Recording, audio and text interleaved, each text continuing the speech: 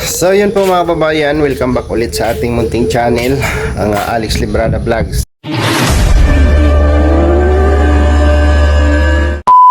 So isang mapagpalang araw po sa ating lahat, no? Medyo makulimlim at magdamag yung ulan dito. At buti ngayon lumiliwanag-liwanag na kunti, no? So ang hirap dito mag-isa, guys, no? Gusto kong magtapal sa likod ko ng yung pangtapal baga, yung nagsisip-sip ng lamig. Ayan sana yung dahon ng Gemellina. Maganda daw yan, dahon ng Gemellina. Hindi ko magawa, ako lang mag-isa. Masakit pa rin yung baywang natin. At mahirap pag nag-isa tayo dito, guys, no? Wala tayong kasama. Hindi ko rin magawang magtali sa likod. At wala tayong kasama.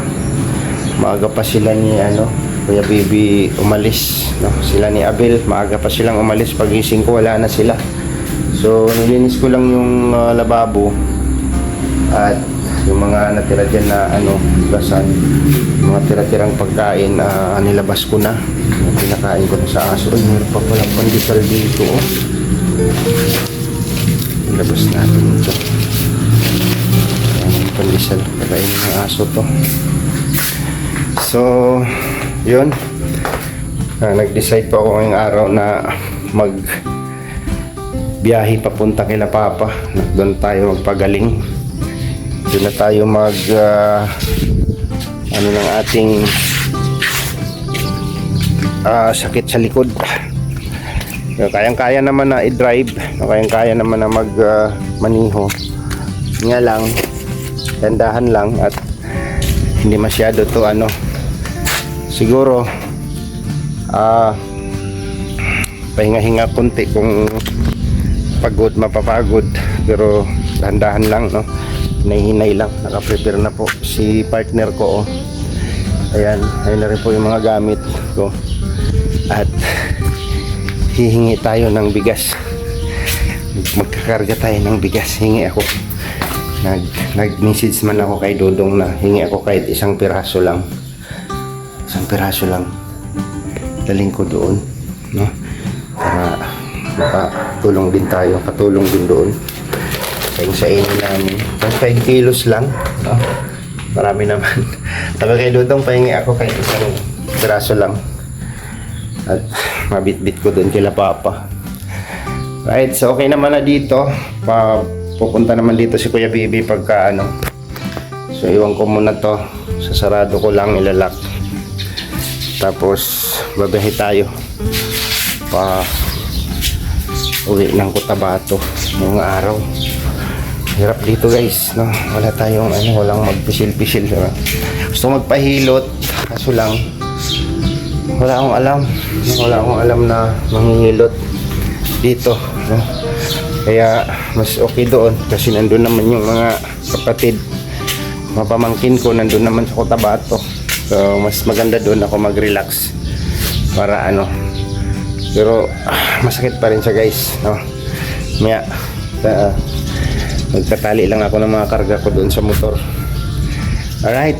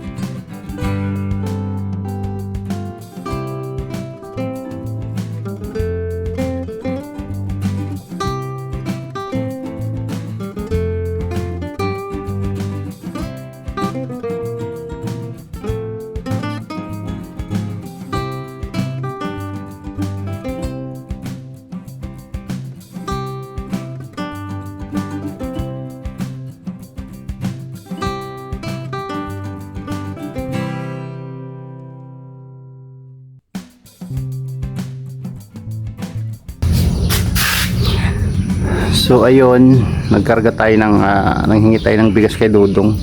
Isang pirasong isang kaban, isang sako. Isang sakong po, mayroon doon nag-iisang 10 kilos. Dinala ko na, no? At nag-message ako kay Dudong na manghingi ako. Right? At kailangan natin balutin ng plastic kasi pag umulan,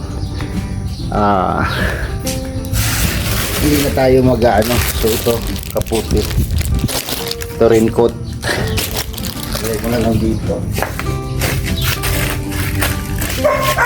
lagay para may sandalan ako para madaling siyang raincoat.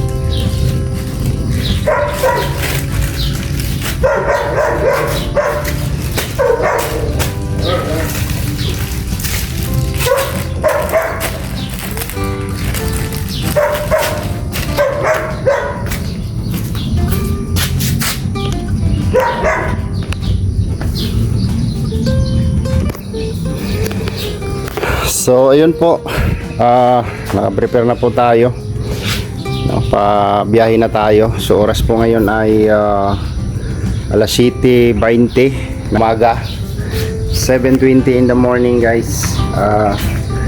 Biyahe tayo. So praying po sa ating safe travel pa uwi ng Cotabato. Lord, gabayan niyo po ako sa aking pagdadrive hanggang makarating ako doon kila Papa. So iwan muna natin dito. Salamat po sa inyong mga dasal, mga prayers para sa kaligtasan po namin. Thank you so much po sa inyo guys.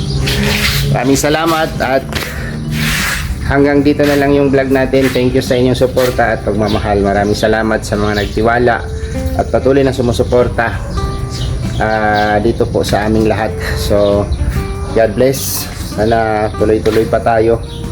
At salamat Lord sa gabay at kaligtasan na ipinagkakaloob nyo sa amin palagi sa araw-araw naming biyahe.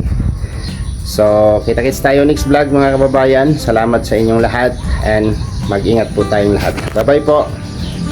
Bye bye.